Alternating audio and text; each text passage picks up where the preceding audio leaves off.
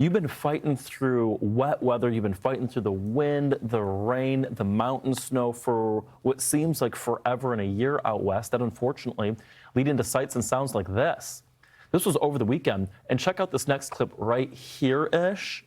And look at her going, literally wading through waist deep in water.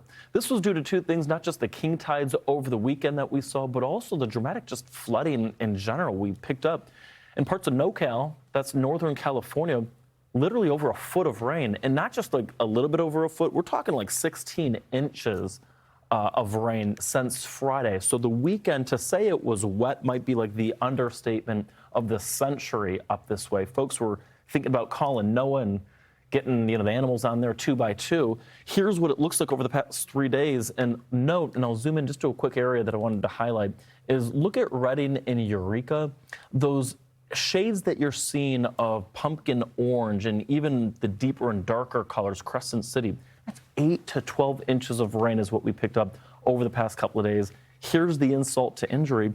It's still raining. And Marissa, what I want to show you real quick, which I think is really interesting, is that, yeah, it's raining, but if you look right here, this loop over the past couple of hours, there's actually been some embedded thunderstorms in here. Let me zoom into that just real quick. Let's see what you can see. Are those lightning? Yeah, little lightning bolts right here. Okay. Yeah. I mean, so you know that over this past weekend, there were actually marine warnings that they issued saying that we could see a couple of water spouts. Oh, and did it verify? I didn't see any, but... Yeah, I didn't see that it verified for water spouts, but they said that conditions could could produce a few water spouts. Yeah. And when you see lightning, it means that there's some convection in there. Yeah, and anytime you get some of those thunderstorms, that can also bring maybe just a little bit heavier of a rainfall rate. Yeah. That can enhance it a little bit. It's just kind of a nasty morning. It's going to be a nasty day. Some of that rain does make it into San Francisco. It looks like the heavier axis does focus north of San Francisco, out of Oakland, up towards Santa Rosa, perhaps a little bit of Sacramento, but that's where we do have a greater flood risk. Also, the ground is just so saturated, so we'll see how the ground responds to whatever rain that continues to fall. Yeah, literally, we were receiving reports over the weekend that in and around San Francisco and the Bay Area in general, they were actually like shutting down and closing roads because roadways were washed out with all the water. And it's one of the reasons why just north of San Fran, we still have some flood watches. Yeah. It's only in effect through today. The good news is, oh my gosh, Marissa, they finally can breathe a sigh of relief by Tuesday afternoon and beyond. It's just been, I'd say, from north to south, much of California has been quite soggy. It's just the axis of heavier rain. We saw that shift further to the north out of this weekend and late last week. But I mean, we were talking about Southern California out of Pasadena. Rain for the first time in years for the Rose Parade, and even trying to clear out the stadium for the Rose Bowl game.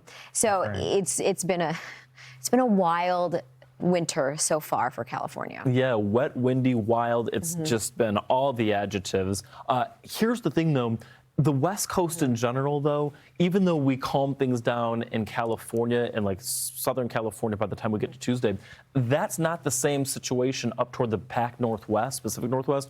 Seattle down toward Portland, Eugene, Medford, and we could actually get blasted with rounds of rain and possibly some significant snow for the Cascades. Yeah, I could be looking at maybe feet of snow for the higher elevations of the Cascades, which could be troubling for the pass levels. We had some snow fall into the Sierra. But meaning we'll have to pull up that graphic where we can check in on the northern, central, and southern Sierra and how they're doing compared to average, because I've been meaning to check that, and I don't think they're doing as great as we'd like.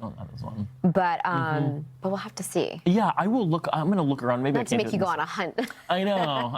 No, it's all good. It's all good. But yeah, we will look at that, and I'll show you what that looks like in just a moment. But long story short, still more snow for the Cascades, where it could be a little bit more significant. You look at the Sierra, and things finally begin to taper.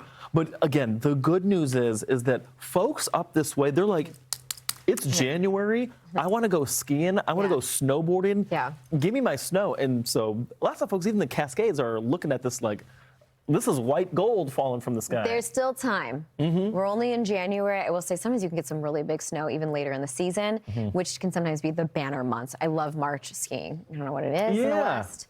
It's perfection. But that's a look at how much snow to come. Absolutely, yeah. This is the Cascades right here, Snoqualmie Pass, Stevens Pass, the purple that you're seeing. That's 18 to 24, and I think I see a couple salmon colors. Okay, 24 to more than 2 feet. 36. All right. We'll see.